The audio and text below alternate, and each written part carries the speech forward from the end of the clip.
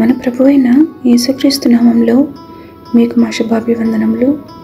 ఈరోజు దేవుని వాగ్దానము, ఇదిగో దేవుని నివాసము మనుషులతో కూడా ఉన్నది. ఆయన వారితో కాపురములను, వారు ఆయన ప్రజలయ్యుందురు. దేవుడు తానే వారి దేవుడై ఉండి వారికి తోడైయుండును. ఆయన వారి కన్నుల ప్రతి బాష్ప బిందువును తుడిచివేయును. ప్రకటన 21వ అధ్యాయము 3-4 వచనాలు. Behold, the dwelling place of God is with man, and he will dwell with them.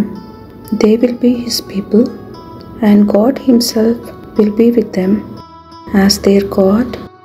He will wipe away every tear from their eyes.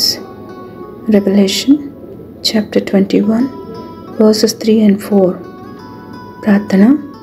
ప్రేమగల తండ్రి, మీ మంచితనం బట్టి, మీ విశ్వాసతను బట్టి ఈ నూతన దినంలోనికి మమ్మల్ని నడిపినందులకు వందనాలు. మహాకాశములు పట్టుచాలని మహాదేవుడవై ఉండి మనుషుల మధ్యలో నివాసము చేయకూరినందులకే వందనాలు. మా ప్రభుడవై, మా కాపరివై మమ్మను మీ సంరక్షణలో నడుపుమని యేసు నామములో వేడుచున్నాము తండ్రి.